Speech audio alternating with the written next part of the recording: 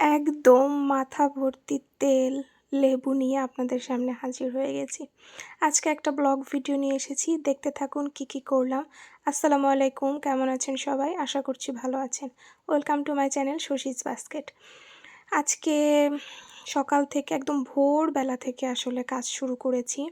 এই সকালে আগে ঘুম থেকে উঠে আগে হচ্ছে একদম অনেক সকালে আসলে নামাজ পড়েই বোধহয় মানে যাই হোক অনেক সকালবেলায় তেল আর লেবু দিয়েছি, মাথায় শ্যাম্পু করতে হবে। তারপরে হচ্ছে অনেকগুলো কাপড় খাচ্ছি, কয়েক বালতি কাপড় চোপড় আমার কিছু জমা হয়েছিল, সেগুলো খেচে ছাদে দিয়ে আসছিলাম।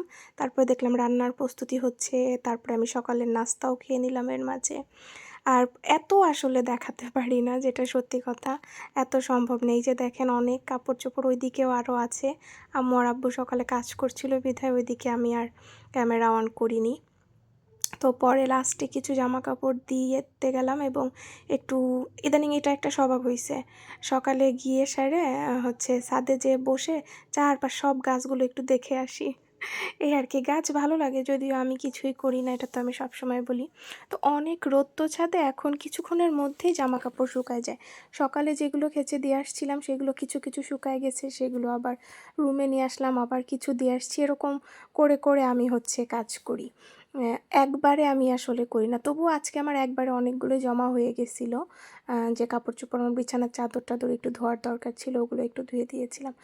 2-3 ঘন্টাও মনে হয় লাগে নাই, চাদর শুকায় গেছে। এত রোদ এখন। আগে আমাদের বাসায় কোনো রোদই লাগতো না, মানে আমাদের অনেক বড় বড় গাছ ছিল, রোদ পাওয়াই যেত না।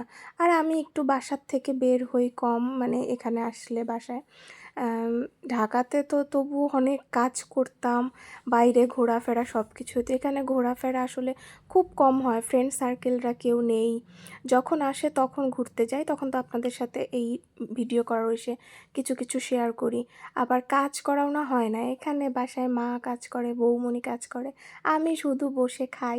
আর আর মাঝে মধ্যে যদি একটু কাজ করতে ইচ্ছে করে তখন করি, তাছাড়া আমি সত্যিই খুব বেশি একটা কাজ করি না একদমই। এমন না যে কাজ করতে বলতেছে না, আবার এমন না যে কাজ করতে বলতেছে। আমার যখন মন চায় আমি করি, আমার যখন মন চায় না আমি করি না।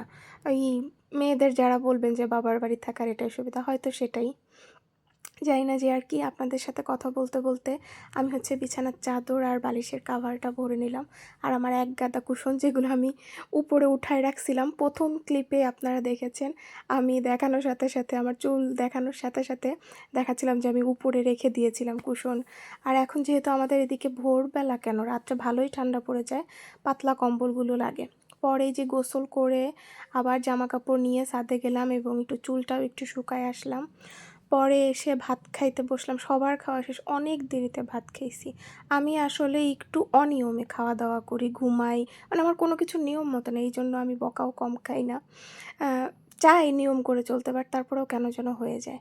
এই যে রান্না করা হয়েছিল হচ্ছে চাল কুমড়ার বড়ি, একটা সবজি আসলে, বড়ি তো নিচ্ছি ঠিক আছে, ফুলকপি মনে হয় যে কয়টা ছিল তার অর্ধেকের বেশি আমি উঠাই নিছি। এটাই আমি করি, আমার ফুলকপিটা এত বেশি পছন্দ, এই জন্য মানে ওইটাই আমি বেশি হচ্ছে নিয়ে নিই। আর শীত চলে আসছে, ফুলকপিও হবে। এমনি সময় এখন পাওয়া যায় ফুলকপি, বাট এই শীতের সবজির স্বাদই আলাদা, সেটা সারা বছর পাওয়া যাক আর না যাক।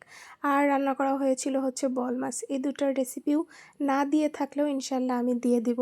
আমি জানি না কবে এটা হচ্ছে, আর এই ভিডিওটা কবে দিব, আর এই রেসিপিগুলোর ভিডিও আগে পরে হলেও আমি আপনাদের দিয়ে দিব। তো কেমন লাগলো আজকের ব্লগ ভিডিও জানাবেন। আল্লাহ হাফেজ।